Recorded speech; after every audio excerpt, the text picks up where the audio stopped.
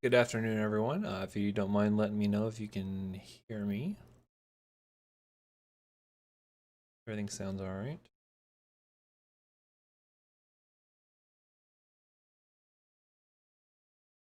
Hey, hello, everyone. Well, I'm sure some of you wish you could not hear me. Okay. We are going to get started here in a few minutes. As always, if you have questions, feel free to post them up. If you have anything from the exam you feel like was unanswered or had other power or questions, yeah, I did upload the PowerPoint. Did I not publish it? Oh boy. Oh boy, let me look here. I probably forgot to publish the module, so I apologize. Look.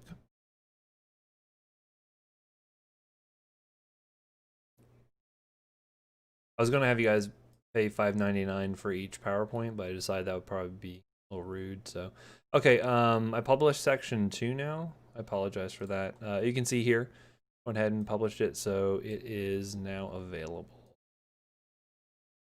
There we go. You see it a little better. So you can check that out. I also put up the second prescription assignment there too. The first one's not graded yet. I'm planning on getting that done this week. I'm a little notorious for being slow at grading stuff, so I'm trying to get better at that. So I'll try to have that done by the end of the week. No promises though. Who knows if like COVID-20 is going to come out and then slow me down. Say. Yeah, so we're going to start off with the hematology section first. Hello everyone. Thank you all for joining me.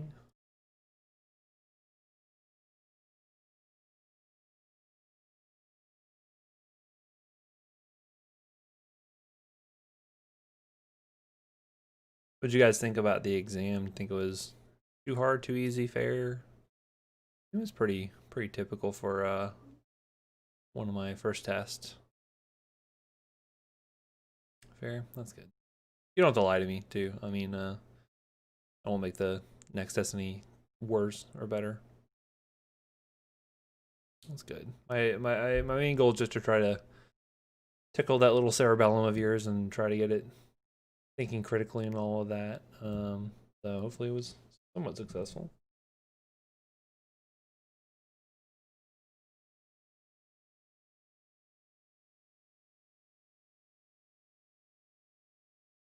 Good afternoon, Kyle.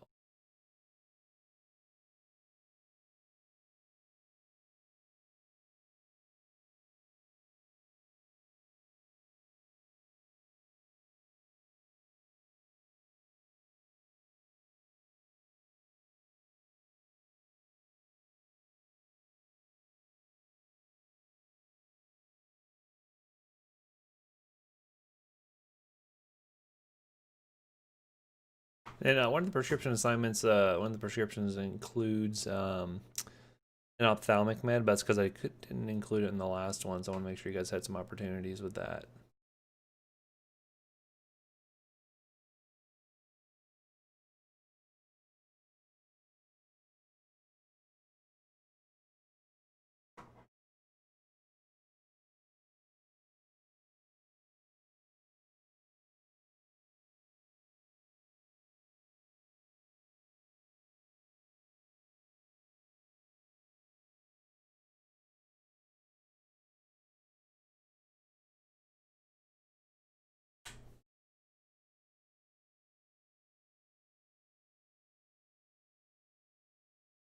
Looks like about 2/3 of the class in right before we get started here. Hopefully the rest will join in. Hello, Jenny. Go ahead and start recording here. Yeah, so we're starting at section 2. If you have any lingering questions from the exam, feel free to go ahead and post them up. I mean, I don't mind talking about anything on the exam. Overall, I think it went pretty well. I tend to find students either have a tough time with the first one or the second one. First one being that it is just so new and it's like all those bugs and drugs on there. That can be a bit of a challenge, and then people kind of retune how they're going to study a little bit, and they do well, or they may improve on the second one. I sometimes find that the second one can be a little bit more difficult just due to the fact that cardio tends to be pretty heavy on this one. You'll see that really all of this stuff is going to be cardio related, even though, I don't cover necessarily every cardio section here. It'll be like another one that'll be towards, on that last section of the course there. So, but anyways, I wanted to go ahead and start talking about our hematology topic here. And again, why this is so important is because we're going to talk about ways to try to prevent clotting from occurring. And so you're going to find that that's really important for all kinds of cardiovascular things, because if you have a big clot somewhere, preventing blood flow from getting to where it needs to deliver oxygen to, you're going to cause a lot of issues. And so we're going to start off by talking about medications we can use to help sort of prevent that, right? So I want to get into first off, and there's kind of a big delineation we'll talk about between antiplatelet agents, which are specifically working on the platelets, and then we'll talk about agents that are more anticoagulants, meaning they're working specifically on like the clotting factors in order to prevent clotting from occurring. And I'm sure you've already gone over the clotting factors and the clotting cascade and all of that in maybe like your physio course or elsewhere. So, and again, I apologize, my stream looks like it's dipping down a little bit here, but hopefully it'll perk back up. Anyway, so let's talk about hemostasis here briefly. I just want to make sure we cover the physiology aspects of things to make sure that this all makes sense here. So obviously, for blood to flow, it needs to remain fluid, right? And so when there is an energy, let's see, I think Pete's pausing and loading for me. I apologize. I had a bit of a dip there, so hopefully it'll keep up now. So if there's an injury to the vessel there, you need to make sure that the blood is going to be able to clot when it needs to in order to help repair that vascular injury. And then if a thrombi is there, then it needs to be able to reestablish that fluidity. Yeah, the stream issues is on my end. I apologize. Anyway, so looking at what happens here, let's say, for instance, we have an injury done to the vessel and you see some like blood spurting out here. Basically, there's going to be several things that happens here. And usually this is as a result of a lot of kind of underlying epithelial sort of factors being expressed there, as we'll see here in just a moment. But basically what's going to happen first when you injure a vessel is you're going to have this vasospasm that happens here that causes it to sort of clamp down. And then we're going to see that the platelets are going to be coming into play. That's the first thing we'll talk about, is how the platelet plug is going to be able to form. And then finally, fibrin is going to come along and actually solidify that clot. So it's kind of like the cement that sort of holds everything in there. If you think about, like the platelets being the bricks, and then you can consider like the fibrin sort of being the mortar that holds it all in place. And then finally, once you have, repair of that vessel, then you want to get rid of that extra fibrin because it's not really needed anymore. And so that's when fibrinolysis is going to be important. So that's usually due to the activity of plasmin. And so we'll see here that we can actually interfere with many of these different points here with medications here, either to inhibit these processes here, or in the case of fibrinolysis, we can actually speed it up. So if you ever heard of the term like a clot buster, that's what that's referring to, is fibrinolysis. So like if you're having like a massive MI and you can't make it to the cath lab, or a massive PE or something like that. So anyway, and you can kind of see the different steps that are going to be kind of happening through here. And you tend to see that this is sort of a positive feedback loop where it can then feed back in and on of itself in order to try to make sure that it really expedites that whole clotting process there. And so we'll kind of go through these different steps here, and we'll look at some of the different factors that play a role here. So things like 5-HT, which is a shorthand for serotonin. We're going to see things like thromboxane E2 is going to be really important to help with like platelet aggregation. We'll see as well here when we're talking about our anticoagulants, we'll talk about the intrinsic and extrinsic pathway, how that affects the formation of thrombin and all of that. So this is kind of a broad overview of what we're going to be covering and where the medications are going to be playing a role here. So let's talk about hemostasis. Again, typically in order to prevent clotting from occurring where it's not needed, the endothelial surface of the blood vessels is very smooth. It has this nice glycocalyx layer here. You have things like thrombomodulin, which are able to sort of inactivate things like factors 5 and 8, and they work with things like protein C. And we also have something called antithrombin 3 circulating. This is really important when we talk about heparin later on. It actually works to bind to thrombin, which is another name for factor 2, and helps to inactivate that. Now, heparin, I'm sure most of you have heard like heparin is like a drug you can give a patient. Well, we produce it ourselves as well, and it's working with antithrombin 3. It actually accelerates the activity of that enzyme by like 1,000-fold in some cases to inactivate a lot of factors. later on when we get into specific drugs, I will mention which factors they inhibit, and that's going to be important to know too, to see like one, how we monitor for their effect, and then also like, ways we can counteract the effects of the drug, things like that. So that'll become important just a little bit. So some things that can affect our platelets and how well they're going to be working here includes things like prostacyclin, which is a natural sort of platelet inhibitor, which we can produce normally through the arachidonic acid pathway, and then thromboxane A2, which actually helps to stimulate platelet activation. So this will be important when we talk about arachidonic acid and the COX enzyme, which I know we've alluded to briefly, but I want to get more into depth in terms of how it affects hemostasis here. And then plasmin we know is important because it helps to digest that fibrin away and gets rid of it and will inactivate several other clotting factors as well. And again, there's a lot of other factors to get into, but I want to focus mainly on where our drugs are going to be working specifically because, again, this is our pharm class, right? And here's an example of what it would look like with some platelets and fibrin kind of holding a clot in place with some ancillary red blood cells and whatnot not kind of floating around in there. So this is kind of what I wanted to get at here in terms of like platelet aggregation. Normally platelets look kind of like this non-form globular sort of shape when it's in the inactive or resting state here. But when you have injury to the vessel, this is what will expose things like von Willebrand's factor here that helps to actually start to bind to a platelet. It will lead to some of the platelet activation here. And so this activation is really important because it actually causes the cell to sort of crenate and will actually help to expose what we call these 2B3A receptors. These will be important for drug targets here in just a little bit. And what's neat about these is that they can actually use fibrinogen to bind to other platelets, and this stickiness to one another is what actually makes that that plug actually form there. So just by activating one platelet, you can then lead to many other platelets being activated and binding to one another to form the initial plug, right? And so we still need fibrin there to come in and actually solidify everything, but this is a pretty good first step here, right?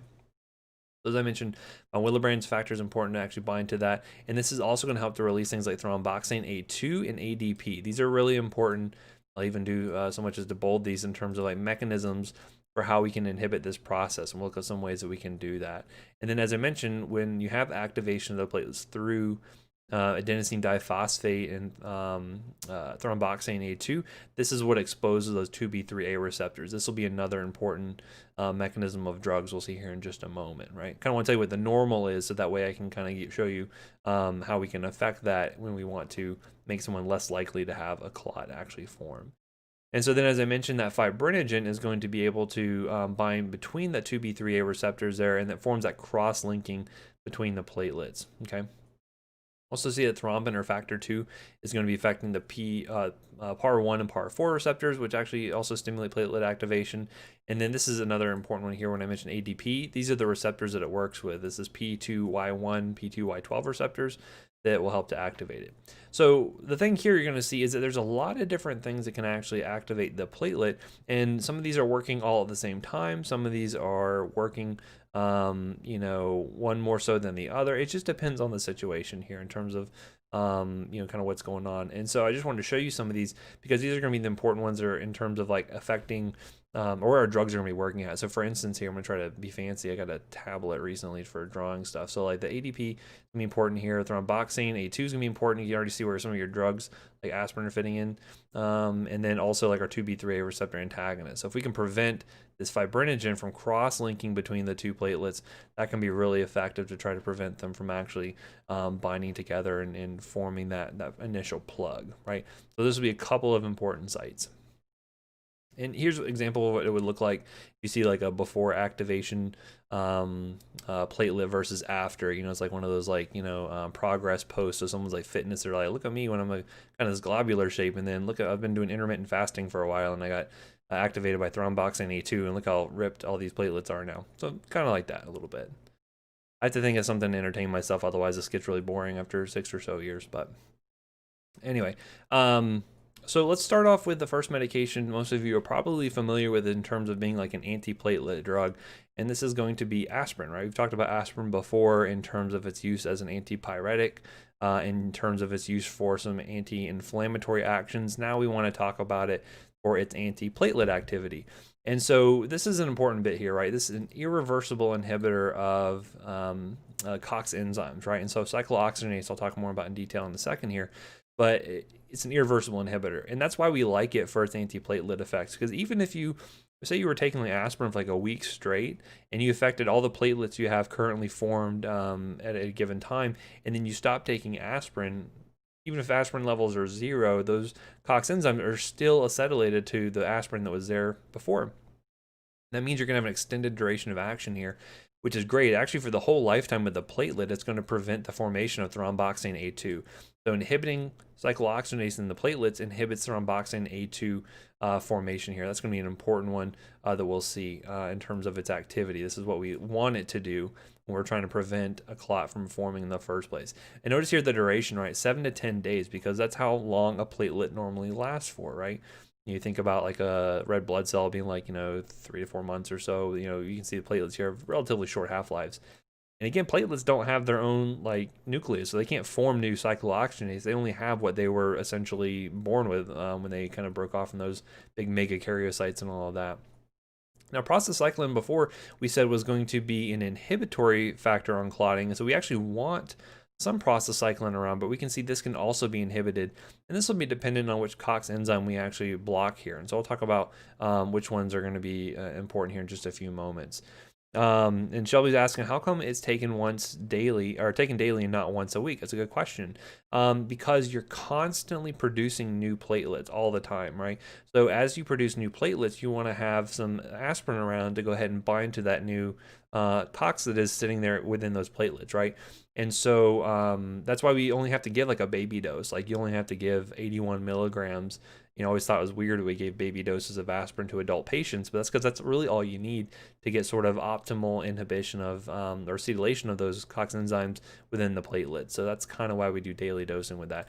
Even if you go higher than like 160 a day, which is still less than a typical like analgesic antipyretic dose, you wouldn't really get a whole lot of activity or additional effect. And in fact, going any higher than that actually will inhibit prostacyclin formation, and that's not great because we saw that it has natural antiplatelet activity already, right? So that's again where this is mainly going to be working, as by inhibiting thromboxane A2 formation. This is one step along the way of preventing platelet activation. Now again, that doesn't prevent everything, right? So ADP is still able to act here, but that's why we'll see in some cases we can actually use drugs that block both of these mechanisms to be working in concert with one another, and can have some synergy, as we'll see in just a little bit. So this is basically what's happening here when you're looking at the COX enzyme pathway. So you start off with like your membrane phospholipids. So if you imagine like your phospholipid bilayer on a typical cell, an enzyme can come along called phospholipase A, can liberate something called arachidonic acid. And arachidonic acid is really, really important because it serves as a precursor to like all kinds of inflammatory cytokines. It's important for formation of things like leukotrienes, which will be important in asthma later. You'll see that it forms a lot of like your prostaglandins, your thromboxanes. This is important for like helping protect your stomach from its own stomach acid, all kinds of things that it's good for. And to convert arachidonic acid into all of these things here, we need cyclooxygenase, right? And so there's actually two main varieties you're going to run into when you see COX. There's going to be COX-1, and then there's COX-2 as well. Again, I'm still left-handed, so that's not really going to fix my handwriting very much, but it's something at least. And so here, if you're looking at it, you can see that thromboxane A2 is going to actually normally would enhance platelet aggregation, but if I'm blocking this from being formed in the first place, so I'm kind of putting an X over this, you'll see that that inhibits that and prevents the platelets from being formed. And you're like, well, wait a second. Well, you have the platelet aggregation being inhibited by prostacyclin. So don't you still want this around? Yes, you do. And we'll see that that's actually an important bit here in terms of safety when you're looking at selectivity between which COX enzyme you're actually going to be blocking there. Prostaglandin E2, prostaglandin F2A alpha. We're not going to talk about these as much. Mainly PCI2 and then thromboxane A2, right? So anyway, as I mentioned, aspirin itself is going to be a non-selective COX inhibitor, right? It'll be blocking both COX-1 and COX-2. There's a term I'll talk about as well when I get more into NSAIDs and pain management and whatnot, but there's a term called constitutive enzymes and then inducible enzymes. Inducible, as you might imagine, means that something can come along, some trigger, and can cause it to be upregulated and cause more of it to be formed, right? Constitutive means that it's always around. It's just naturally being made at a pretty steady rate there. There's not anything you can really do necessary to up or down regulate it just with normal function here.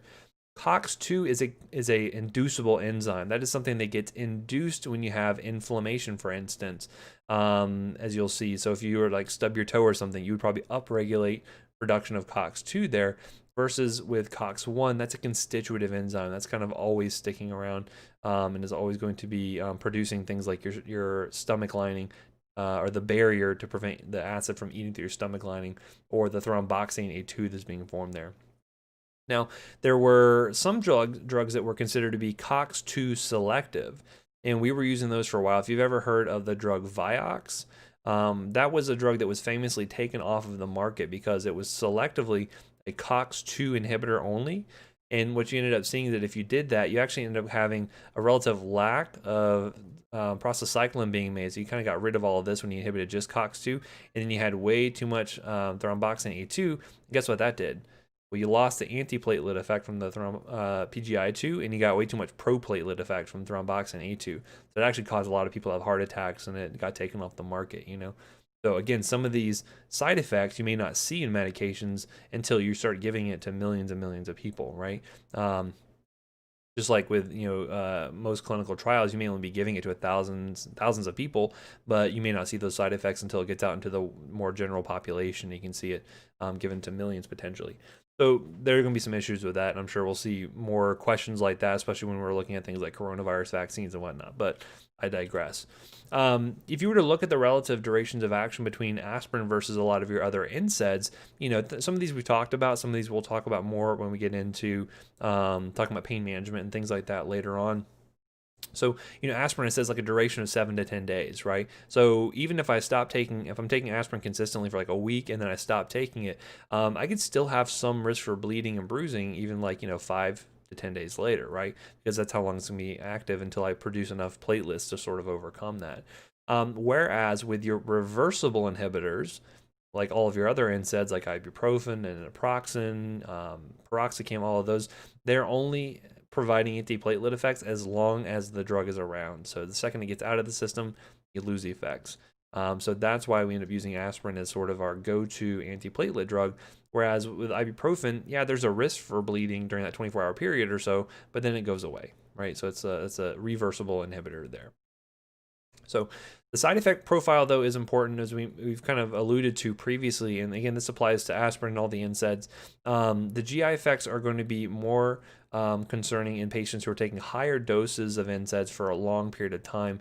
And again, the GI effects make sense because by blocking the activity of cyclooxygenase, both 1 and 2, 1 being the constitutive enzyme that normally helps to protect the stomach, you end up eroding that barrier away, and the stomach acid can start to chew through the stomach, which can lead to like GERD-like symptoms. It can lead to dyspepsia, and then the big thing you worry about is going to be that peptic ulcer disease, because as you cause the ulcers there, they can perf, they can bleed, all kinds of things there. So that's the big risk with that. Relatively low risk if you're taking baby doses of aspirin once a day, right? But if they're taking that plus ibuprofen all the time because they have osteoarthritis or something, then it becomes a bit more of an issue, right? So as I mentioned, bleeding in the GI, bruising is not super common. It just depends on the dose they're taking and how often they're taking it. Some of these patients who are on aspirin are also on other blood thinners, and so that, again, they can be synergistic with one another. So it just depends. And again, NSAIDs are the #1 cause for peptic ulcer disease besides H. pylori. It's like those are the two big ones there. So that's it for aspirin, right? So again, baby doses of aspirin, antiplatelet effects, we know about that. Let's get into some new drugs we haven't really talked about before. And so we talked about the different mechanisms for activating platelets. Let's talk about one way we can also block that through the activity of ADP receptors. So normally adenosine diphosphate, right, just like, ATP, this is obviously the precursor to that, is able to bind to those platelets both through the P2Y1 and the Y12 receptor here, and both of them have their effects in terms of activating the platelet. Do I really care that you know the difference in activity between P2Y1 and P2Y12? Well, not really, because none of the drugs that we have really make a distinction between those two. They work on both of them. And so you can see both that they can help to block that shape change, such that the cells never crenate and they never show those 2B3A receptors, and they can also help to block the aggregation effect that happens there. So very good activity there. Again, directing the ability for fibrinogen to help bind those 2B3A receptors together there. And it even interferes with binding of von Willebrand's factor, which we saw was important when the actual endothelial surface of the cell was disrupted, and that von Willebrand's factor is being expressed there. Okay. All right, so we have 3 drugs that fit into this category. There's an old one that we don't use anymore, which I took off the slides for this year, but there is clopidogrel, there's ticagrelor, and then prasugrel. And again, if you want more information on this, Professor Gerke is actually a really good source for that stuff because he works in cardiology, and this is sort of more up his alley. I don't get to deal with this as much because, again, there's not a whole lot of like MIs that happen in children, right? Fortunately, I don't see a lot of that. But generally speaking, these are helpful in blocking platelet activation. You can use them with aspirin. So you'll see that a lot too for patients who maybe have had like an NSTEMI and they had a stent placed in one of the coronary vessels and they're going home. They may be on both aspirin and an ADP blocker like clopidogrel in order to make sure you're blocking both those mechanisms and preventing that stent from being occluded, right? There's nothing worse than putting a stent in to open up that vessel and then it gets occluded off. And I'll show you more about stents a little bit later on there.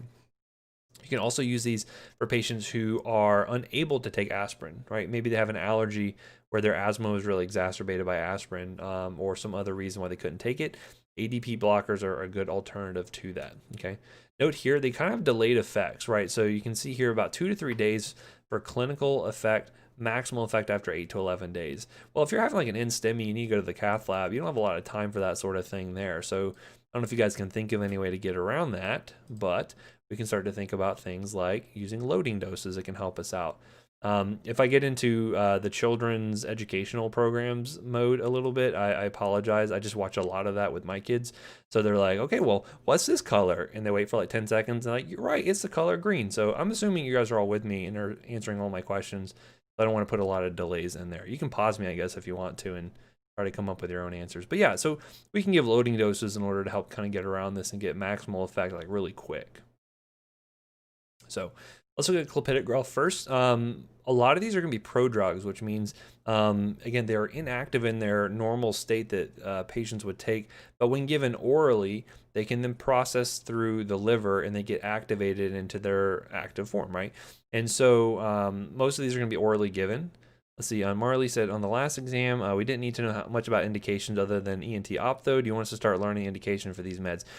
Yeah, this is the point where we're going to start to get into this. I'll talk more about how we're using these drugs when I get to specific disease states. Right now, this is more like I want to get you acclimated to the drugs themselves. But I'm trying to give you some context of where you're going to see these being used, why you might use one. So like to know that like these are good alternatives to aspirin for someone who could not tolerate aspirin, that's a good thing to know.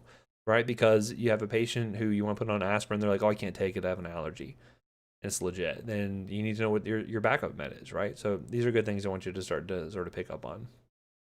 Anyway, getting into, and again, we'll see this too when we get into the hypertension section, probably cardio part 2, I think. That'll be much more clear in terms of how I'm talking about this stuff. But so anyway, so again, prodrug goes to the liver, gets that hepatic activation there, and then it's active and it's blocking those platelets from operating.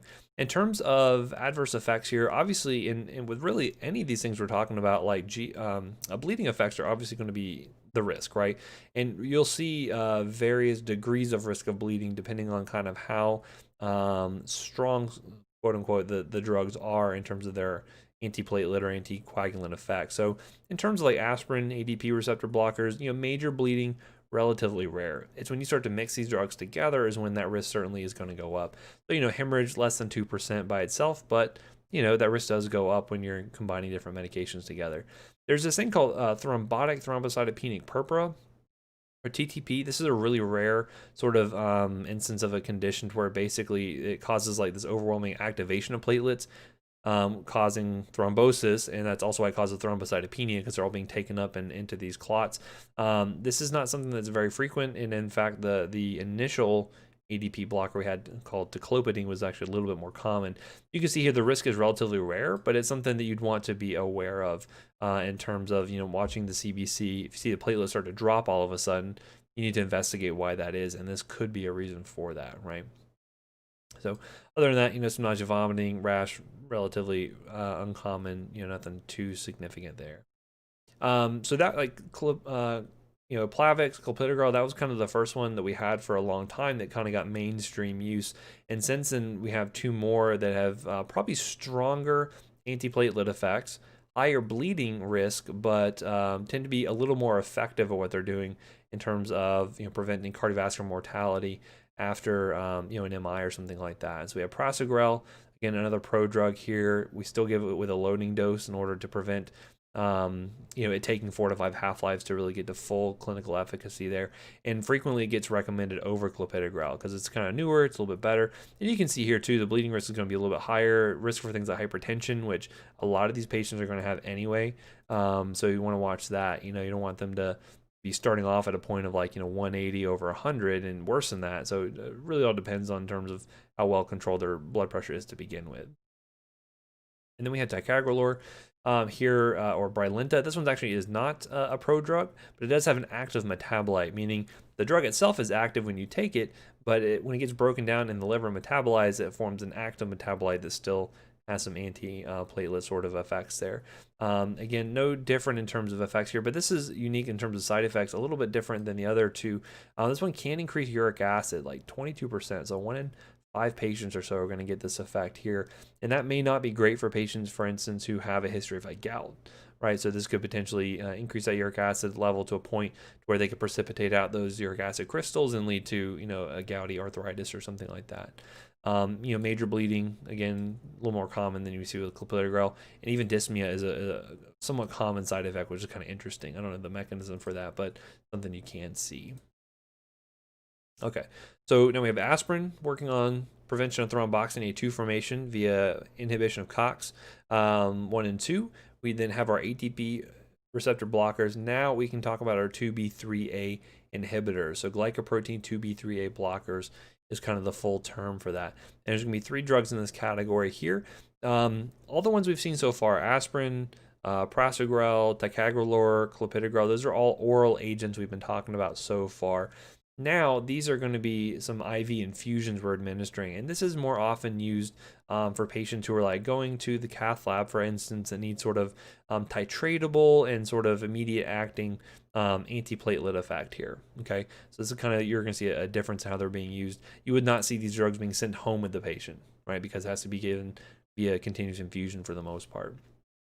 The benefits of continuous infusions of medications is that you can very easily titrate how much effect you're looking for. If you start to notice they're bleeding or something, you can drop the effect down by just turning down the drug a little bit, right, in terms of rate that you're administering. If you're not getting enough effect, you can bump it up, right, so you can change it pretty easily. Now, this first one here called abciximab, if you notice here, it has that MAB name on the end here, which means that it's a monoclonal antibody. And I know we've probably mentioned it briefly so far, but basically it's an engineered antibody that is designed to bind to and inactivate the 2B3A receptors, right? Just like if you have an antibody against a flu virus, it binds to and then inactivates it. This does the same thing here, right? And so this is what we call a humanized monoclonal antibody. And I'm not sure if I've talked about this before with you guys, but the naming of antibodies is actually really important because it kind of tells you something about what type of proteins you're dealing with, whether it's more human protein. Some of these contain more murine protein or mouse protein. This one's actually a chimeric drug, so it actually contains both mouse and human protein.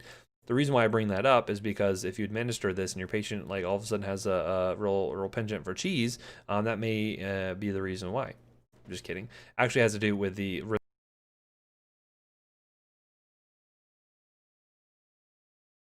All right, I think I'm back.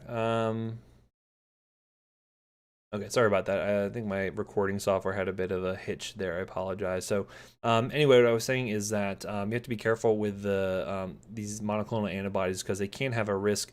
Okay, that's good. Yeah, I just got an alert. It said your thing disconnected. And I was like, oh, that's not great. So the more foreign protein you're injecting into your patient, the more likely they are to have an allergic reaction to it. So for instance, I'm glad I stopped the cheese, but anyway, so part being is that your risk for having an allergic reaction goes up as you're injecting more foreign protein. To give you an example, a lot of the older snake antivenom used to be made out of horse proteins, used to be made out of horse antibodies, and they were super likely to have allergic reactions and anaphylaxis to that. These ones, the risk is lower, but because there is still some murine protein in there, some mouse protein, there is still a risk for having an allergic reaction. So that's one thing you always want to note with monoclonal antibodies is that they are proteins. They can have an allergy component to them that you want to be cautious with.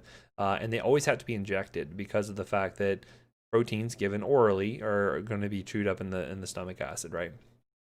So anyway, you can see here they also have like a really immediate effect because as soon as they're in the system, they're going to be binding up to all those binding to all those 2B3 receptors and then activating them. Let's see, so the guy in Deland that used to have pre-medicate for the antivenom allergic reaction. Yeah, that's actually a really good point there. Because a lot of those exotic snakes, we don't manufacture like cobra antivenom in the US because we don't have cobras indigenous here. So a lot of the stuff they're using from like, Africa or Asia and places like that, they would require, they'd have horse antivenom basically. And so, if you develop an allergic reaction to that and you get bit by another snake, well, you still got to get the antivenom. So unfortunately, I had to pre-medicate for a lot of that stuff. So whole another topic, though. I could probably talk about that for hours and might be more interesting than this topic, but not really at the point that we need to be at. So anywho, what are we going to use this for? So basically, patients going in for like angioplasty, using it in conjunction with other antiplatelet and anticoagulant agents there.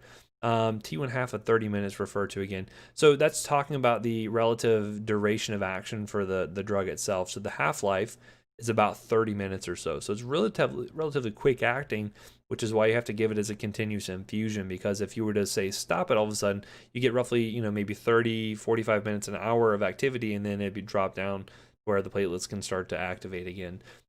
So that's why it has a relatively short half-life, and we normally use short half-life drugs like that as a continuous infusion because it allows us to kind of dial in exactly what we're looking for. So anyway, yeah, so we use it with aspirin, with heparin, which we'll talk more about in a little bit. That'll prevent restenosis. Bleeding risk obviously being, or risk being bleeding is going to be the biggest one here. Some risk for thrombocytopenia, relatively rare. And then the risk for immunogenic antibodies developing here. Most patients may not have a reaction the first time, but the question is if you start to re-challenge patients with these proteins, can they then develop a reaction? And so that is a risk you'd see if patients were to, say, have a second heart attack and need a second round of this.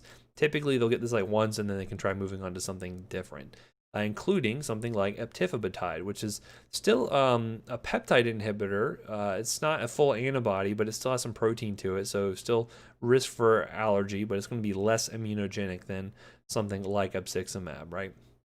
You can see here, give you a continuous infusion, given with aspirin and heparin again, very similar in terms of activity, very similar in terms of adverse effects, right? So you can kind of think about a lot of these similarly together in terms of their risk, just, with the difference of like, okay, well, I know abciximab is a monoclonal antibody. I know there are risks associated with those type of drugs, right? Namely being anaphylaxis. The last one we have here is going to be tirofiban, which is a non-peptide inhibitor. So this one would actually have the least risk of immunogenicity because it's a relatively small molecule. Your body's unlikely to have a reaction to as compared to a big giant protein. Again, bleeding risk is the biggest thing here. You can see some bradycardia potentially. Although if a patient's having an MI, it's hard to say, well, is it because of the MI or is it because of the drug? Hard to tell in some cases there. But this is another alternative you could use. It is undergo renal elimination, so you do want to watch for that if you had someone who had poor kidney function, obviously. So those are the main antiplatelet drugs to talk about there. Now we can switch gears a little bit and talk about our anticoagulants, okay? So this is the clotting cascade. Most of you have probably seen this before, maybe have some degree of nightmares associated with this. I'm only going to be really bringing this up in terms of how our medications are going to be interacting with this. So am I going to expect you to know that factor 12 activates factor 11, that activates factor 9? I don't care that you know the specific order of things. I would like you to know, generally speaking, where the factors sort of live at on this cascade here, because that will sort of influence which drugs are affecting it, which sort of monitoring parameters we're going to be looking at, whether it's more APTT versus PTINR, things like that. So we'll get into some of those details as we go on. Notice here too that we have two systems that feed into what we call a common pathway, the intrinsic system and an extrinsic system. And again, most of the time you have both going at the same time, right? So whenever there's a vessel injury, you can have both happening at the same time, leading to the common pathway being activated, okay? The two, probably the biggest sort of high yield clotting factors to remember are going to be 10 and 2. Just like you're driving, keeping your hands on the wheel, 10 and 2 are super important. And so those are where a lot of our drugs are going to be working at. So if you know those two, you got like half of the really important clotting factors you need to know for all the drugs we're going to talk about. Maybe 2/5 or something. Okay. And we can see where our natural sort of anticoagulants are going to be working at. So for instance, here you can see like antithrombin 3, which we talked about as being an important enzyme playing a role with heparin, can affect things like, 11, 9, 12 to some degree, 10 and 2, but we're getting into those details here. We also have things like protein C and S, which are going to be produced in the liver that have some natural anticoagulant effects, things like thrombomodulin, tissue plasminogen inhibitor, things like that. We'll get on to the details. I just want you to at least be familiar with looking at this system and knowing the difference between what an extrinsic versus intrinsic pathway looks like versus the common pathway, kind of the differences between there. Because ultimately the goal is to make stable fibrin, but we're trying to inhibit that. We're trying to block this pathway. We can do it several different ways, as we'll see here. So someone's asking a question on the sticky board real quick, just because it's pertinent. They said, are IV infusions like the 2B3A blockers all renally excreted, or would they be done in a dialysis setting or something like that? Some of them may be renally eliminated. Some of them will undergo hepatic elimination. It really just depends. In some cases, like abciximab, which is monoclonal antibody, sometimes undergoes proteolytic degradation, things like that can happen. You don't necessarily have to do this in a dialysis setting. Most of the time, patients are able to receive this as an IV infusion, and they can metabolize and excrete the drug on their own, so no big issues with that necessarily. Okay, getting back to the PowerPoint. Here we go. So let's talk about heparin. This is kind of like the first major anticoagulant I want to talk about. Really important drug. Still see it used all the time. And basically, this is a natural product that we ourselves produce, and we can give exogenous forms of it as well to kind of help to enhance the activity of antithrombin 3. And what you can notice here that it's actually a really long sort of molecule here. It's this big, 200 to 300 monosaccharide unit long sugar molecule, basically, right? And so there's a kind of a core protein to it, but it's a really big sugar molecule. And you'll see that the length of the molecule itself is really important in terms of its activity, as we'll see here in just a few minutes. But and again, it ranges in terms of its size from 3,000 to 30,000 Daltons. I don't care the actual size of it, but in general, just know it's a really long sugar molecule, and that by modifying the size of it, we can actually have some pretty big changes in terms of activity, which I'll show you in terms of our other drugs. Another name for heparin you might see is called unfractionated heparin, or if you see like UFH, that's referring to unfractionated heparin, which means it's just a regular OG sort of heparin that we naturally produce ourselves. We'll actually see that the form that we give patients is not naturally produced, right? We'll see some other means for that. But what it's doing is it's working with antithrombin 3 to help enhance the activity of the enzyme. I'll show you a picture of what this looks like in a moment, to help inhibit the activated factor. So again, this doesn't do anything to inactivated factors, which are just floating around in the blood not doing anything. These inhibit the activated factor. So 2 and 10 being the most important, and then 9, 11, and 12. Think about what heparin inhibits. It's 2 and 10, 9, 11, and 12. 2 and 10 being the most important, right? Again, increasing the activity of this enzyme extremely fast. Once they're inactivated, then they can dissociate, and antithrombin 3 can go and then bind to something else. Heparin can come along, help it out, and do its thing, right? So very good as an anticoagulant sort of drug. And here's what it would look like if you had a big long chain of an unfractionated heparin, and here's the enzyme antithrombin, and then we have factor 10A and then factor 2A, right? Notice kind of the size differences between these two. This will be handy for a pictorial example in just a few moments, talking about some different types of heparin.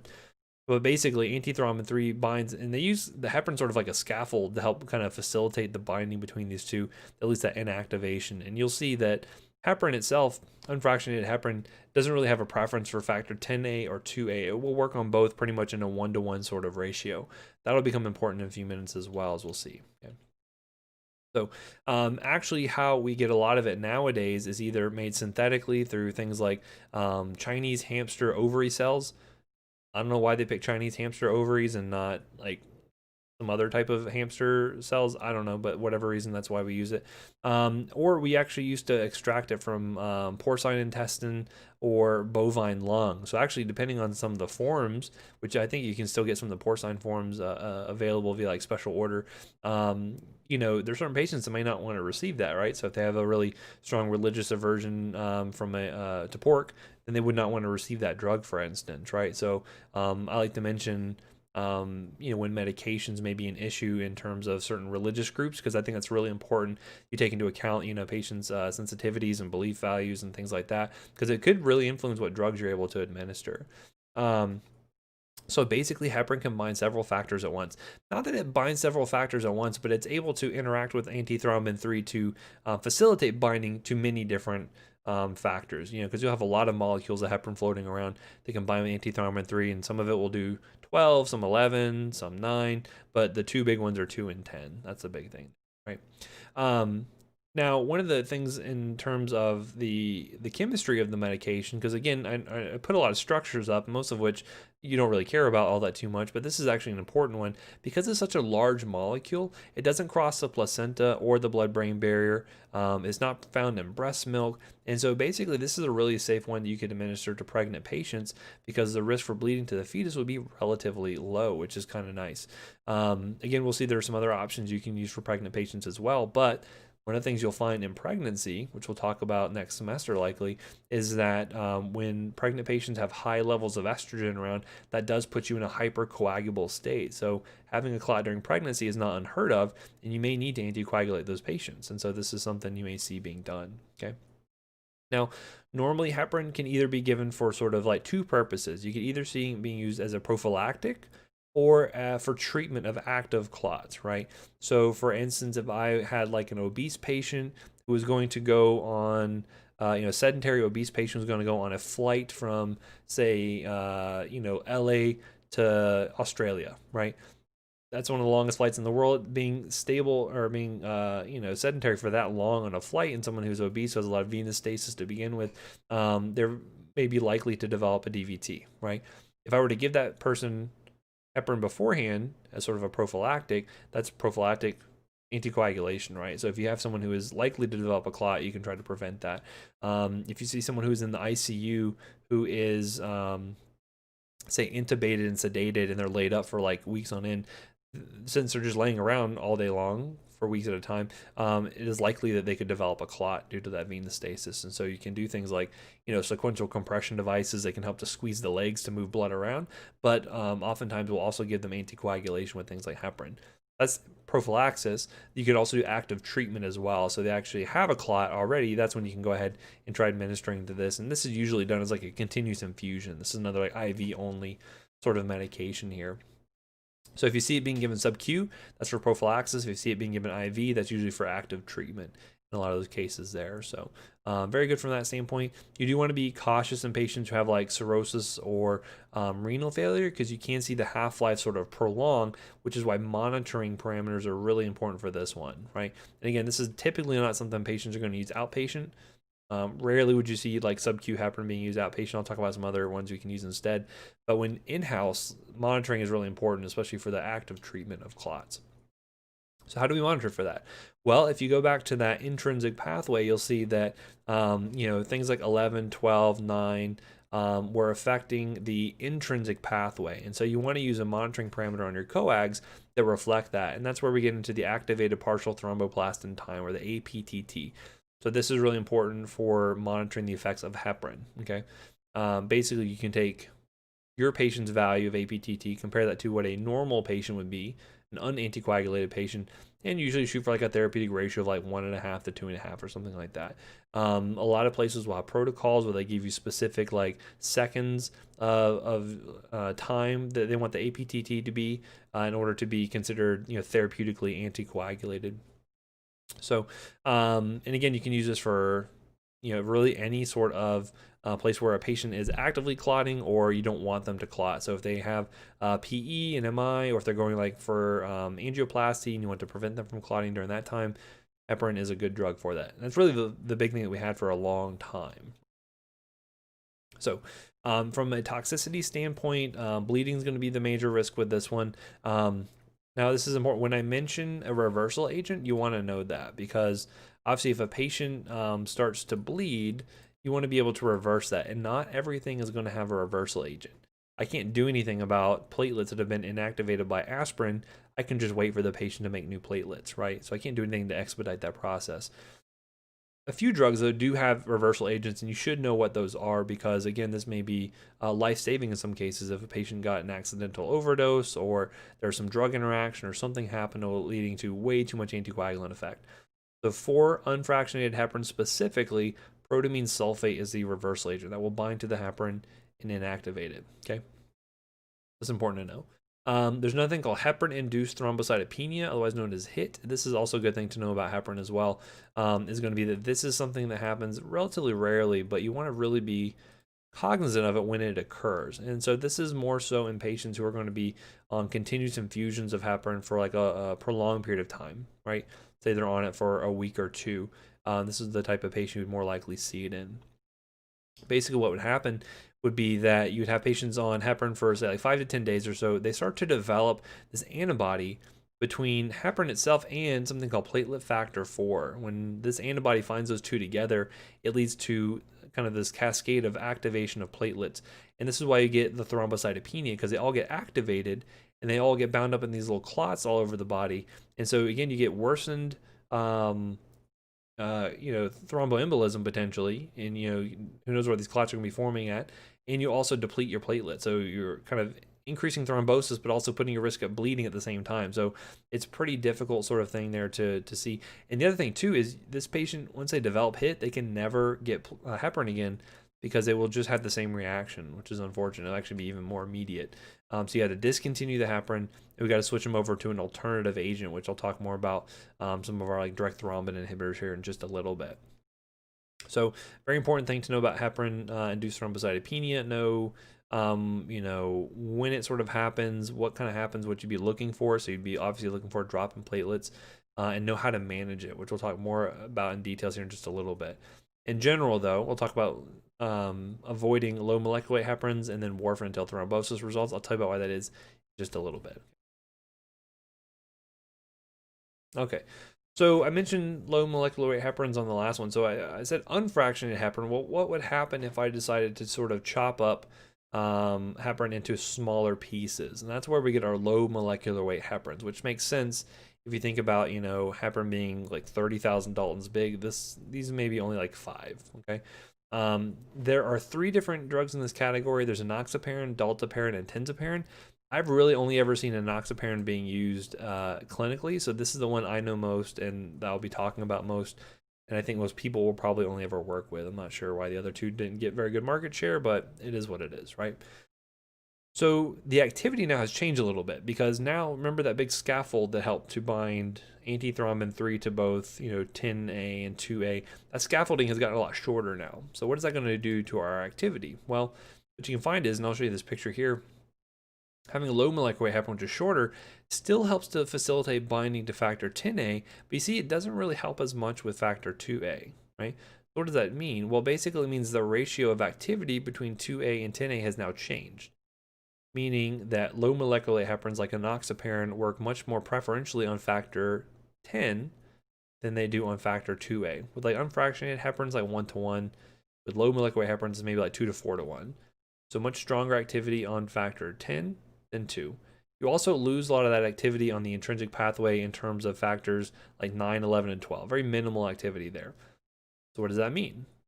Well, what about like monitoring, right? Well, APTT was good for monitoring the intrinsic pathway, but I kind of lose that now with low molecular weight heparin. So what can I do? Well, we kind of liked heparin for a long time because we didn't really need monitoring for it. It was kind of nice, like as opposed to like heparin where you had to monitor the APTT. For most patients, like most adult patients, I could give low molecular heparins to at a fixed dose based on their weight, and I never had to check it. I never had to check a level of anything, and they just worked, right? Which was nice. It also had relatively low bleeding risk than heparin, so it was a good drug from that standpoint. But we realized that for some patients that wasn't really good enough, and so we needed a way to still monitor for their anticoagulant activity. This is done more in children, maybe in pregnant patients, maybe in severely obese patients. we still need a way to monitor, and that's where we get our anti-factor 10A level. So anti-factor 10A is a good way to monitor for the activity of low molecular weight heparins. Do not use APTT for low molecular weight heparins because it won't work. It doesn't consistently get affected, so you're not going to see any real changes there that show you whether or not the patient's anticoagulated, right? Another big thing to note here too is that low molecular weight heparins like enoxaparin are renally eliminated, so you really have to watch renal function because you got to decrease that dose there. As an example, for someone who is getting, usually a dose is like 1 mg per kilo Q12 hours for an active clot, I may switch over like Q24 hour dosing or something, right? Or I may use like half dose Q12 or something like that in order to overcome this renal failure issue. So you got to watch your dosing with that, okay? But do note that there is still some cross-reactivity for HIT. So while low risk enoxaparin and other low molecular weight heparins can still cause HIT, relatively low risk. If someone has a history of HIT, you don't want to give them a low molecular weight heparin because it can still trigger off that reaction. So you don't want to give this to them. This would be contraindicated in someone with a history of HIT. Okay. So what would happen if I got that molecule even shorter? What if I got it just down to a small pentasaccharide sequence, just 5 molecules long here? Well, basically this means that it has no factor 2 activity and it only has factor 10A activity. This is the only thing it's going to be doing. Still working with antithrombin 3, it's just working selectively on factor 10A. Okay, this still means that you can't use APTT to monitor this. You can still use anti-10A, and we do occasionally for this drug here. And this is good for patients who have maybe a history of HIT. There's very low cross-reactivity between a patient who's HIT and those receiving Fondaparinux. So that is one use for this, or for whatever reason they could not receive a low molecular weight heparin, or for instance with Lovenox for whatever reason. Sometimes you can use this as an alternative for things like prevention of clots after like knee replacement, or for PE or something like that. Nicole's asking about, is that only for unfractionated heparin? I'm assuming you mean APTT, and if that is so, then yes, that is the case. APTT is only for unfractionated heparin that we've seen so far. Okay, there'll be some other drugs too in a little bit, but that's one I want to show. Interesting as that. So protamine sulfate works really well on heparin. It works moderately well on low molecular weight heparins. It's going to be much less effective.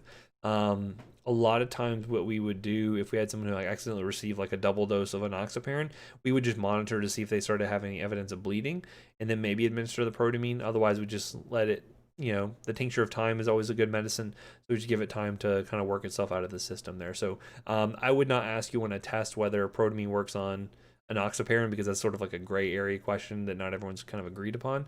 I would ask it more obvious stuff, right? Okay, so we saw that we had heparin working on the intrinsic pathway, factors 2 and 10. We saw that with low molecular weight heparins, you got more specific to more 10 activity, but still a little bit of 2. And then Fondaparinux was just 10. Okay, now we can flip the switch a little bit and go just to direct thrombin inhibitors. These are drugs that only work on factor 2A, right? And so this is actually really interesting. I always love it when there's like an animal source or like a plant source for medication, because I think, Earth is kind of amazing, and there's some cool stuff that is produced here that we can actually use for treatment of people. And so this is an example of that. So there's a product called Heparin, which is the natural anticoagulant that is produced in the salivary glands of leeches, right? So if you ever hear about old-timey medical treatment, they talk about, bloodletting with leeches and stuff. There's something to that, because we can actually utilize things like Heparin and molecules that are similar to that to help with anticoagulant effects in someone who is either having a clot or maybe a high risk for a clot.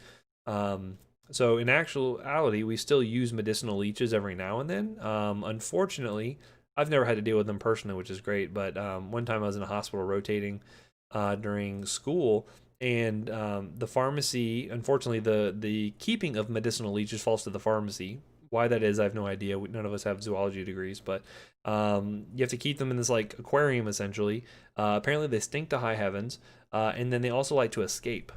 And so you'd like be in the pharmacy, and all of a sudden you see like this little black thing kind of on the ground, it's kind of switching along, and I realized that was a leech. So pretty gross. Fortunately, again, I was not in the pharmacy for that rotation. I was off in the ICU, which is a godsend. But anyway, so getting back into the leeches here. So derivatives of Heparin include things like lepirudin, bivalirudin, and then a drug called argatroban. So these are mainly going to be used in patients with HIT as kind of the most common place I've seen that. This is a drug you can switch the patient over to from heparin. You notice they have HIT, you can switch them over to something like leparutin, right? And notice here it's still affecting factor 10, or affecting factor 2, excuse me. And so this can still work with APTT. So that's how we still monitor these guys, as with APTT. So now it's unfractionated heparin and the direct thrombin inhibitors where you're going to use APTT. Okay. Some of these will differ in terms of their excretion. So for instance, if I had someone who had a really poor kidney function, argatroban might be a better option here because it undergoes hepatic excretion, for instance. Sometimes you'll see these used in coronary angioplasty, but for the most part, I see this being used for HIT to switch patients over until they have kind of like worked through that. Their platelet counts have recovered, and then you can switch them over to some other long-term anticoagulation. Again, these are IV products going to be given via continuous infusions most often. All right, so then that brings us to sort of the, I won't say the Mac Daddy of anticoagulants, but this was like the grandpa of oral anticoagulants for a good long time. You'll still see a lot of warfarin out there, but this is something that's been around forever, basically. And so, again, if you ever want to amaze your friends or your family and they're like, what are you even going to school for? You're spending all this money. What are you even learning? You can tell them another esoteric fact from your pharm class. And so warfarin actually is an acronym coming from the Wisconsin Alumni Research Foundation. I know you guys, you can pick up your jaws now if you like. But basically this is a product. The first one we found was something called dicumarol, which, you know, Coumadin, warfarin, Coumadin is a brand name there, so it kind of makes sense based off this name here. It actually was found in this kind of spoiled clover silage that these cows were getting into, and they're eating at Wisconsin University, I guess, or University of Wisconsin, and they basically found these cows were getting these bleeding disorders, right? So they were looking into it, figuring out why these cows were bleeding, and they actually found that it was this product dicumarol, and they were able to isolate it. And for a long time, we actually used it, and still do to some degree, use it as a rodenticide. So if you ever see this term here, COUM, if you ever see that in a rat poison, that's a Coumadin derivative. So it's like brodifacoum, dicumarol, things like that, you're going to find in rodenticides. And it's useful because basically, rats don't have a vomiting reflex, and so they'll take it, they'll start to bleed out, and then they die in your walls or wherever. So I had to do something with the cheese life cycle. Unfortunately, not the cheese life cycle. Although there is a lot of talk of mice here in this lecture, which is interesting. But anyway, so since then we use it for rodenticide. We figured out there were some medicinal uses here. You can see basically that even though it can cause bleeding, there's the way it works, it's actually really reversible, which is going to be another benefit I like of warfarin itself. There's two enantiomers with warfarin. There's the S and the R enantiomer. The S one is really the one that's going to be much more potent in terms of anticoagulant effects. That'll be important for drug interactions in just a little bit, so just keep that in mind. Think about S as being like the sinister one, and sinister causing you to bleed more. That's how I kind of remember the S enantiomer is the more potent one. But how does warfarin work? Warfarin is at a baseline a vitamin K antagonist. What that means is it's going to be inhibiting this recycling of vitamin K that is necessary in order to produce a number of clotting factors in the liver. Okay, so basically you have this sort of pathways happening here. You're able to form things like prothrombin and whatnot within the liver. But if I block the activity of vitamin K from being recycled, I'm unable to then produce new clotting factors. Okay. Which ones am I affecting? Well, the main ones are going to be 2 and 10 are affected as well, right? So we see 2 and 10, those are really important. This is also going to affect 9 to some degree. The other big one, though, is going to be 7. This is really important for the extrinsic pathway. So we'll look at the monitoring parameter we're going to use for warfarin and see how that's different than what we saw with something like unfractionated heparin, right? So now we've got 2 monitoring parameters so far. We saw APTT for unfractionated heparin and the direct thrombin inhibitors. Then we move on, and then we have anti-factor 10A for most of your low molecular weight heparins and Fondaparinux. Now we're going to see this is where PTINRs are going to come into play with warfarin specifically. So anyway, so you're blocking the recycling of vitamin K. You prevent clotting factor formation from happening here. And basically, you're going to see that its effects are kind of interesting because there's a delay in onset here. This is a really important feature. With heparin, as soon as you infuse it into the patient, it's working immediately because it's basically attacking already active clotting factors, right? Warfarin doesn't do that. It only blocks the production of clotting factors. So whatever you have floating around in the bloodstream right now is still available to work. So you will never see someone use warfarin to treat inactive clot, because it would not really help the situation at all, because it doesn't do anything to those factors that have already been made. Okay, so that's the point. And you're going to see that there's like usually a 3 to 5 day delay in onset of action for warfarin versus something like a heparin. What you can see here is that the clotting factors all have different half-lives associated with them. The really interesting one here is that actually the shortest one out of the bunch, besides factor 7, is protein C, which is a natural anticoagulant. So actually the first one to die out in terms of levels is protein C here, which means that its levels will drop, which means that actually initially, when you first start a patient on warfarin, you can put them in a procoagulant state the first day or so, and then this hypercoagulable state for, say 24 to 48 hours, and then once these other ones start to deplete, then you get the full anticoagulant effects. And normally you're going to find within, say 5 to 7 days, those should get maximal effect out of those patients, right? So the reason why this is good and why we used it for such a long time for long-term anticoagulation is because it was orally bioavailable.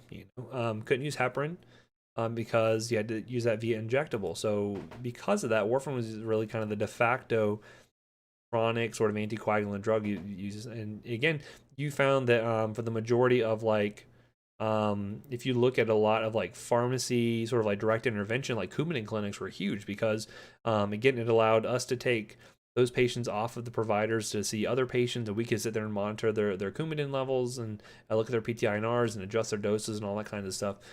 So you still see a decent bit of this happening here, but you'll see there's some newer drugs that kind of supplant warfarin to some degree. So anyway, so what you see here again is it takes a couple of days for the effects to really kick in. There's a ton of drug interactions though. I mean, gazillion warfarin interactions. And this is why patient education for someone who's on warfarin is super, super important.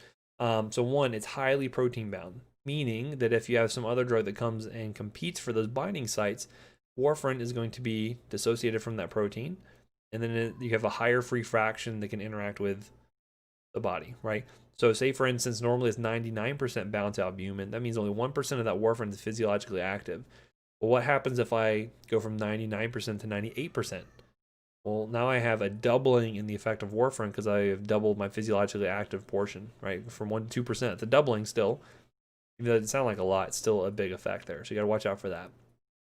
In terms of metabolism here, this is an important one.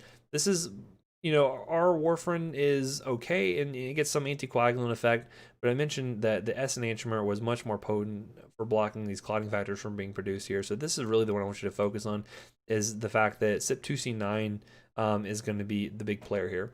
Certainly, can 3A4 affect this? Absolutely, but 2C9 is going to be much more clinically important, as we'll see in terms of drug interactions. So basically, if you were to have, say for instance, a CYP2C9 inhibitor on board, well, that's going to block the metabolism of warfarin. Warfarin levels are going to rise, and that means it's going to be even more effective at blocking production of clotting factors, 2, 7, 9, and 10, right? Versus if I had a 2C9 inducer on board, that would drop levels of warfarin, and that would lead to lower levels of warfarin, more clotting factors being made. It could lead to thrombosis, right? So CYP inhibitors would end up leading to bleeding. CYP inducers may lead to thrombosis, okay? So there's that. Again, this is crossing the placenta, and so it is contraindicated in pregnancy. Anytime you are messing with fat-soluble vitamins, you do not want to do that in pregnant patients, because fat-soluble vitamins are very important for fetal development. So when we get to derm, we'll talk about vitamin A derivatives you don't want to use in pregnant patients. When we talk about this, vitamin K in pregnant patients, no good. Don't use warfarin in those patients there. We have other means to treat them, which I'll talk about in the OB-GYN section later on. Not present in breast milk, but it depends on what agent we're going to put patients on nowadays in terms of what we're going to use with patients who are still breastfeeding, but don't worry too much about that point. The other huge thing too is going to be the dietary impact. Diet is super important with warfarin, and the name of the game is consistency, right? You got to be consistent with the diet and what they're intaking. They cannot have wild swings in terms of what kind of foods they're intaking from day to day, because that can really mess with the activity of warfarin. So we'll see here in a second. So what are some things that can decrease the actions of warfarin, right? So make your patient more likely to clot as well as decrease actions. Well, anything that's increasing the amount of vitamin K coming in, right? Because remember, warfarin just block the recycling of vitamin K. If I were to just give the patient vitamin K, it could be useful to produce a clotting factor. So you can just go ahead and just give vitamin K and it works fine, right? It's just that recycling that's inhibited by warfarin. So what could be a source for vitamin K? Well, certainly I can have like a multivitamin, include some vitamin K, but green leafy vegetables are the other big source here, right? So things like broccoli, things like collard greens, things like spinach, things like even like certain oils and fats like mayonnaise and canola oil can have large amounts of vitamin K. More vitamin K coming in means that your anticoagulant effect is going to go down, meaning your patients are more likely to have a thrombosis, okay? So other things that can do that that can actually increase the actions of warfarin, making your patients more likely to bleed, right? CYP2C9 inhibition, right? So if I had a drug that came along and inhibited that, you'll find a lot of these when we talk about the anti-epileptic drugs later on when we get to neuro. Protein binding interactions, I mentioned anything kicking warfarin off of albumin can increase the physiologically active portion and can increase activity. Anything decreasing vitamin K levels. So if I were to have someone who was taking was eating 3 spinach salads a day and then all of a sudden went to 0, that's going to really decrease vitamin K intake. Or another thing that's a really good important source of vitamin K is actually the gut bacteria. If you disrupt that with antibiotics, for instance, that can lead to less vitamin K coming in, can lead to enhanced warfarin effect, increased risk for bleeding there. Another thing too, liver dysfunction. If you have someone who has really poor liver function, you're going to see they have a harder time making those clotting factors. That's going to be an issue. And then finally, the elderly tend to be a little bit more likely to bleed than others. So the name of the game is consistency with the diet is a big thing. And so this was tough too. I remember when I was a wee lad and I was on my first rotation. It was a 2-month-long community rotation in Palaca, Florida. I'm actually from a town outside of Palaca called Interlochen, Florida. It's even smaller, but so I was at this community pharmacy as part of a there's a family practice clinic attached to that, and so I got to do warfarin counseling. I had to do warfarin clinic with them. And Shelby's saying whenever a patient got prescribed warfarin in the hospital, we, the RDs, got a consult to educate them on low vitamin K diet. Yeah, so that's good. I didn't know you're a dietitian. That's fantastic. So you know the importance of keeping a consistent diet. The thing is too is like you can't say we'll get rid of all vitamin K because you still need vitamin K. The point is that we can adjust the dose of warfarin to meet your needs. So I'll give you an example. So when I was working in that Coumadin clinic for 2 months on rotations, we'd have patients there that like are very poor, right? And this was a place where they can get free healthcare basically. And they grew a lot of their own food. So like they would grow their spinach and their collard greens and their mustard greens, all kinds of stuff. And that was just a big staple of their diet. And so they'd have large amounts of vitamin K intake in their diet, meaning they would require more warfarin to counteract all of that to get their INR in place. I'll talk about the monitoring goals here in just a moment. But that's the thing is you have to make sure that you're adjusting the diet or the drug around the diet. So because again, it's easier to adjust a patient's dose and say, here, take this much, than it is to say, well, change your diet. Because that's cool. There's a whole bunch of RDs in the class, it seems like, or at least in the expanded class. So that's the thing too, is like just make sure you're being consistent. And Shelby, if you have any other thoughts, feel free to share those. I always like to get people's inputs if they have experiences from a past life, past career. So keep it consistent. Not to say cut everything out, not to say intake a whole bunch, but as long as you can keep it consistent, we can adjust the drug around that. So anyways, how do we monitor warfarin? Well, we do that with the PT-INR, right? So INR stands for International Normalized Ratio. You probably learned about this in the Clin Lab class, but PT is really measuring the extrinsic pathway there. So measuring factors 2 and 10, which is part of the common pathway, and then 7, which is the main one, in the extrinsic pathway. The problem is that PT kind of varies depending on the test that's run, and so we utilize this International Normalized Ratio that basically has like a sensitivity index that they can apply, such that whether they get the test done at Quest or they get it done in office or they get it done wherever, we can compare INRs as apples to apples, right? Or I guess spinach to spinach, as the case may be. In general, what we're shooting for is a ratio, right? So a typical unanticoagulated person would have an INR of 1, right? Because they are their point is right above the reference point. So 1 divided by 1 is 1 essentially, right? So what we're shooting for is to see an increased ratio. We want to see that it's taking longer for that blood to clot, and that ratio is normally between like 2 to 3. Okay, majority of patients, 2 to 3 is the INR you're going to shoot for, right? And what do we use this for normally? Well, typically it's for patients who have like AFib, who might be likely to develop a clot that could lead on to causing a stroke, for instance, right? Sometimes you'll do it like if for long-term anticoagulation for like prevention of clots after like a DVT or something like that. But AFib is probably the number one thing you'll see this used for. Now, some patients may be at more risk for clotting just due to the fact that they have hardware, so to speak. And so anyone who has a mechanical heart valve, they tend to be more likely to develop clots because that metal in there tends to be more likely to attract platelets and activate it and all of that. So mechanical heart valves, we actually put them at a higher level. We would shoot them for an INR of 2.5 to 3.5. I'll just write that out just so you guys, as I emphasize the point here. So most patients is going to be 2 to 3. For mechanical heart valves, 2.5 to 3.5. And that doesn't sound like a whole lot, but if you think about the ratio that it is, that can make a difference there, okay? Now, some people tend to be sensitive to the effects of warfarin, and a lot of this actually has to do with their pharmacogenetics. And so, for instance, if they express a certain allele of 2C9, they may have much less effective metabolism than you would see with someone who did not have these alleles, right?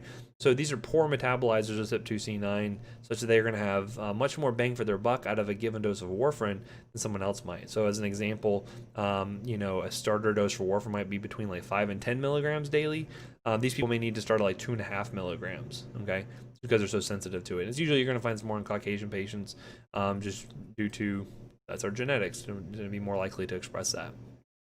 So, as I mentioned with toxicity, this is the same thing across this whole set of PowerPoints here, right? Bleeding is the big risk here.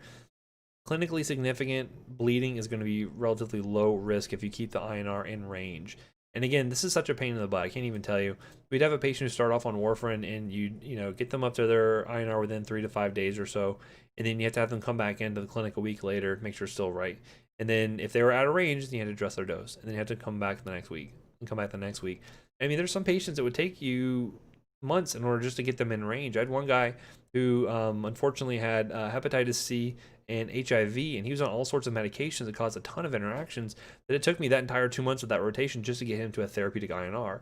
And all that time, if you're under the goal, then you're at risk for having a clot, right? So you got to be really cautious with this. You want to be expedient, but you can't really force it too much.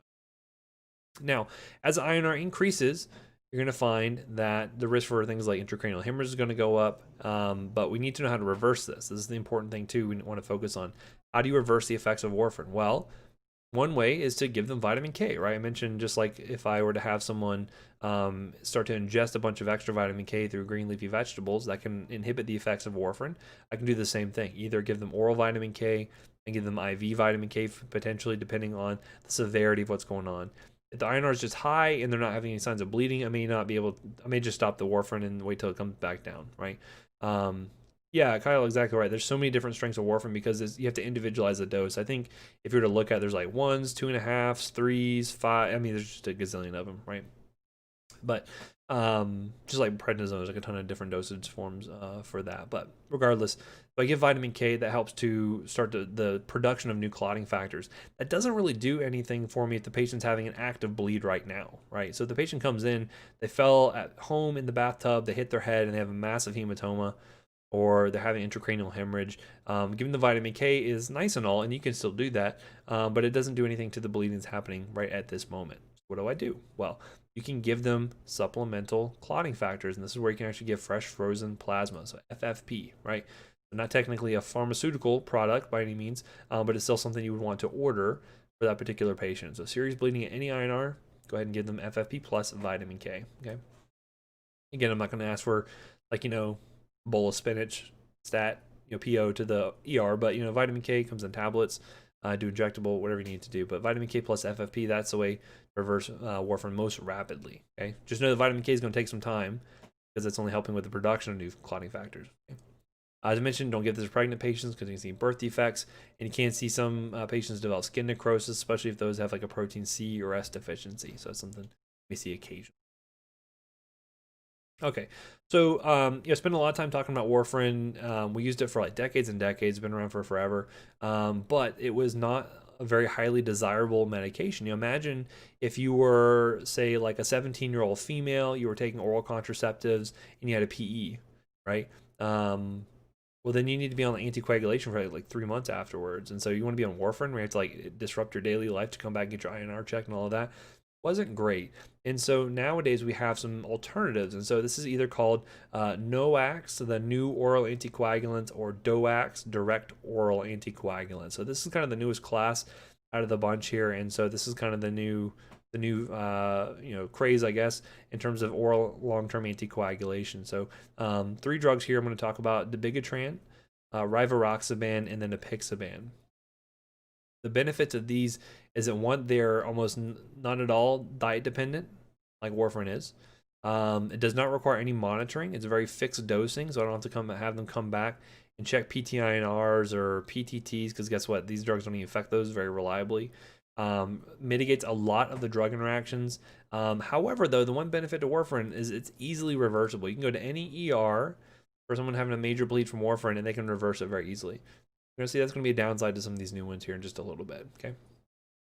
First one on the list here is called dabigatran. This is going to be an oral direct thrombin inhibitor, right? So this is affecting factor 2, as opposed to the next two we're going to see is affecting factor 10, okay? But what it's doing here is preventing fibrinogen from converting over to fibrin as a result of factor 2 activity, right? And again, when fibrins form, it also helps to facilitate that positive feedback loop. So as a side result, you also get less activity of 5, 8, 11, 13, stuff like that. This is not as important. This is the main thing I want you to focus on, is direct thrombin inhibition.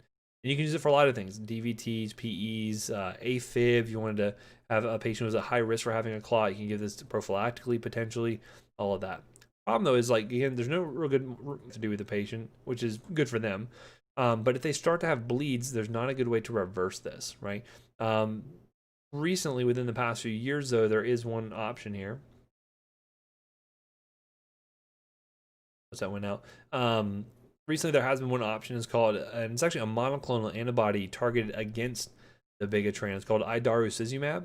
Again, I always have a hard time saying a lot of these monoclonal antibodies. It's taken me a lot of practice saying these, which is why I put the brand name. You say Praxbind. This is the reversal agent for dabigatran, right? Now, again, is every hospital out there going to be carrying this? I don't know, not necessarily. I haven't been working in an adult hospital in a while, but this is a very expensive medication. That's the other thing I forgot to mention. Monoclonal antibodies, because they are engineered proteins, they are quite expensive to make, as opposed to dose of vitamin K, right? So there's a reversal agent, but it's expensive, and every hospital may have it. In terms of other side effects, pretty limited issues, gastritis and whatnot. And this is renally excreted, so you do make sure to watch for creatinine clearance, because you may need to see if the patient needs to be adjusted down in their dose, because they can't clear it as well. So see there. Now, the next two, rivaroxaban and apixaban, are both going to be factor 10A inhibitors. So these are not routinely monitored either. Potentially, you could do like a anti-factor 10A level, but I don't see that done too often clinically. But again, similar indications for rivaroxaban. There's some thought that you could reverse this with something called a prothrombin complex concentrate. It's kind of like, I think about it, if you took FFP and like squeezed it down, took out all the extra fluid, and just had just the clotting factors in there. And so that can be somewhat effective, but it's not 100%. So again, not as easily reversible as warfarin there. But also renally excreted, but currently there's no like good guidance on necessarily how to adjust the dose down. These are still relatively new drugs here. And then finally, we have apixaban or Eliquis. I see this one used quite frequently. Exact same stuff you're going to see as with rivaroxaban. The only big difference here is that it is a P-glycoprotein substrate and metabolized through CYP3A4. So drug interactions are more common with apixaban than rivaroxaban, which may be one reason why you may want to choose one versus the other. That's kind of the big difference between those two. So, any questions so far on that section? I have a few questions up here on the sticky board. Let me look. I have a bunch of questions, actually. Okay. On the test, will you give us medications from the first block that say inhibit or induce CYP, or will you just say CYP inducer or inhibitor? What are the effects? I will try to keep it all from this particular block as much as possible, but if we talked about a specific thing, so for instance, Like I can think about like sulfamethoxazole trimethoprim. That was a strong CYP2C9 inhibitor that we talked about last time. Could that pop up? Maybe. I'm not sure. Could 3/4 inhibitors like macrolides pop up? Perhaps. Those are things you still need to carry with you because you can't just dump the information from the first half because the first third, because you still need that when you go on rotations. You still need that for your grain round sessions. You need that for all that stuff. So chances are I will put a drug on there, from this block, but could something else pop up? Perhaps. So still keep that in the back of your mind. Go back and review that stuff. Are the only signs of HIT acute signs of thrombosis, or is there a screening mechanism early signs? That's a good question. It almost sounds like you probably know the answer to that, but you're asking to get me to elucidate, which I don't mind. Yeah, there's something called the 5 T's of HIT. I've not reviewed those recently, but it has to do with the timing, so how long they've been on it for, signs of thrombosis, thrombocytopenia, so if they have like a 50% drop in their platelets, that could be one thing, and there's a few others which I can't think of off the top of my mind, but the CBC is the biggest thing you're looking for. You want to catch the drop in platelets prior to them having the thrombosis become clinically significant enough to be detectable in order to see if they need to stop that heparin. So if you have that 50% drop in platelets, you probably get them off heparin onto something like leparudin, for instance. Good question though. During the hypercoag period of warfarin, would you consider a dose of something else to cover that period, like heparin? That also sounds like another good question, a good leading question that I forgot to mention here. So there's something called bridge therapy that patients can be on while they are getting ready for warfarin to work, right? So basically, if you were to look at this, let's say I'm going to try to draw some paint. So let's say, for instance, you had a patient who... So imagine you're looking at a patient and looking at their drug effects here. Oops. All right. So if I was to have a patient, I was looking at the anticoagulant effects of a given drug. So let's say, for instance, they were on heparin for a while. So they came in for like a DVT, and I was treating that with heparin. And so you're looking at the anticoagulant effects of heparin. You could leave them on that for a while. And then what you can do at the same time, while they're anticoagulated on heparin, is you can actually start them up on something like warfarin at the same time, right? So what you can do here is you'd start them up on the warfarin. And so as the levels are starting to go up, as the anticoagulation finally hits the peak effects here, this is where you could then switch your heparin off at this point, right? So once the patient's actually anticoagulated here, you can see that you can cut it off, and then you don't put the patient at undue risk for having a bleed, right? So, or having a clot if they were to just start warfarin too early with no heparin on board. This is called bridge therapy and is an important concept. Nowadays, though, imagine though if I were to then, say for instance, start them up on a drug that didn't have that lead time in, like warfarin. If I didn't need that, then bridge therapy is not really necessary. So instead of having something like this, what I could look for instead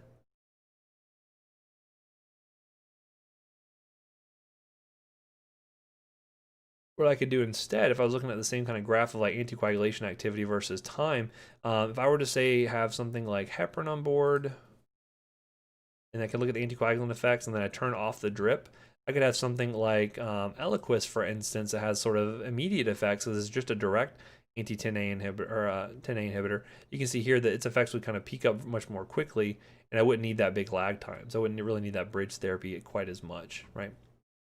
So, hopefully that answers that question there. See, Kelly was saying, so Xarelto and Pradaxa are renally eliminated, but Eliquis is not.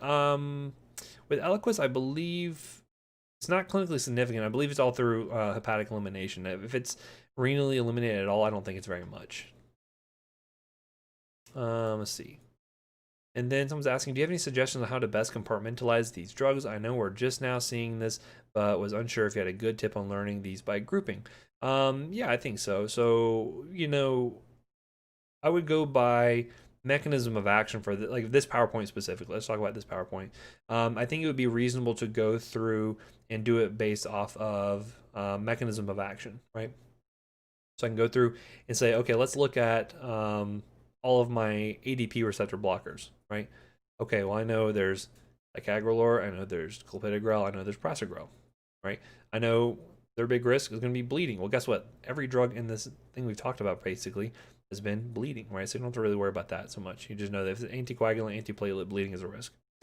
You could say, okay, well, I know, if you then want to drill down and to become more specific, you could say, okay, well, remember, what's like a unique side effect I saw with one of I remember clopidogrel causes TTP. That could be like a specific detail you can remember about that one particular drug that, would not apply to the whole class, right? So again, if you can then, start off with a broad categorization, start off with a broad knowledge about a given group of drugs, the direct thrombin inhibitors, the low molecular weight heparins, things like that. In some cases it may be less useful because some categories just have one drug in it, right? It's like warfarin is kind of one in and of itself, but there's a lot to it because it is such a unique sort of drug, and it's so kind of been used for so long, and there's so many issues with it. But so go by mechanism. I think that's probably the most basic way I would do it at first. And then again, that mind mapping can be really important. I did this for someone the other day. But let me show you, for example, like I know it's mentioned mind mapping. I don't know if it actually makes any sense to anyone. And I'm not going to continue on after this, just FYI. So if you want to hop off, you can, just because I have too many questions I'm answering here. But going back to, which I don't mind answering questions. I don't think I'll have time to get into the next topic very well. So, imagine you are trying to just do this PowerPoint, right? So you could just say, look at the heme drugs in general. If I could type on this thing, if it would work. Heme. You're probably going to look at this and be like, here's my college professor. He writes like a 3-year-old. So heme drugs, right? So you can just basically start to branch off of here and just start to make various connections. So for instance, if I want to go here and just look at like, okay, antiplatelet. So antiplatelet versus this bubble here could be something like anticoagulants, right? And then based off of here, you can branch these off to antiplatelet drugs. I know I have, aspirin. And off of here, I have ADP receptor blockers, right? Then over here, like 2E3A, stuff like that. And then from there, you can make further branchings off. Okay, I know which drugs fit into this category, so you can list out the drugs. Prasugrel, ticagrelor, clopidogrel. That's not my cursive. That's just me trying to pantomime writing out the names there. And again, off this antiplatelet, okay, what's the big risk I have here? Okay, well, we have bleeding, right? You can include off of these mechanism here, right? How do they actually work? They bind to P2Y1, block ADP, whatever. So making these map connections, while this looks like gobbledygook for some people, can make really strong visual associations in your mind. And you have to do this yourself. Like, you have to figure out how best to organize the ideas in your mind. Because again, when you see those test questions, just like you saw it on Monday, you're just going to have like 4 drug choices for the majority of questions, right? It's really easy to write test answers for my test because it's just 4 words basically. So you have to be able to look at those 4 drugs and be able to link back and say like, oh yeah, I remember that clopidogrel was in this category of ADP receptor blockers, and I remember that that's an antiplatelet drug, right? So you're making those links back up the chain, versus when you learn this stuff, you're learning it basically from the categories down instead of learning from individual drugs and memorizing every single detail for that drug, and then trying to like have all these separate files. Group them up together as best you can, right? Priya said, I made a drug chart for this last exam, and it was extremely helpful, highlighting the same mechanism of action. Yeah, so look at the comparisons, see what compares, what contrasts with one another. That also can be quite useful. A lot of people do flashcards, and I think flashcards can be very beneficial. Here's the thing, though. If you make a flashcard, and the first flashcard says, aspirin, and then on the backside of the flashcard, it has every single fact about that drug, that's not a good flashcard. You need quick associations to be able to quickly look at a test question, figure out what I'm asking, and then figure out what the answer is. So instead of having a flashcard that says aspirin and then everything on the back, say aspirin mechanism of action. You flip it over and it says irreversibly blocks cyclooxygenase 1 and 2. That's a quick fact, right? That's a single fact you can just flip through and make that association. Go I'm trying to think, drugs high in vitamin K, or foods high in vitamin K. Flip it over, you just have a couple listed. Kale, collard greens, Brussels sprouts, whatever. You want quick facts there. You don't want exactly a whole book on the other side of a flashcard, because it's overloading you. It's too much. For some people it works fine, for other people not. There's things like Sketchy Farm. Some people really love Sketchy Farm. That's a paid service. I think you can look up some YouTube videos to see if you like it. I hate Sketchy Farm because I think it all looks like just nonsense to me, but for some people who are really visual, helps out a ton. So I don't want to begrudge anyone for how they learn. I just want to make sure that you do learn. So whatever works for you works, right? Say if it's dumb and it works, it ain't dumb, right? It works. So don't feel bad if you are a visual person or auditory person, whatever the case may be. So what other questions can I answer for you all? Let me give you an extra 10 minutes free. Do whatever before you go on to your next video. If nothing else, you guys have a great day, and I'll see you whenever I see you. If anyone's participating in interviews, say lots of nice things about us. I'm just kidding. Say accurate things about us. Yep, no problem. You guys have a great day, and I'll see you later.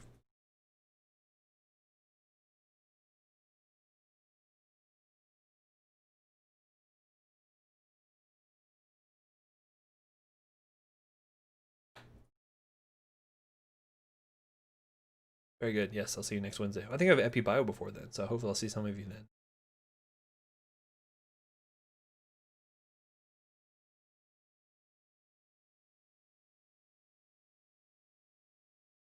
All right, I'm in the stream. I'll see y'all later.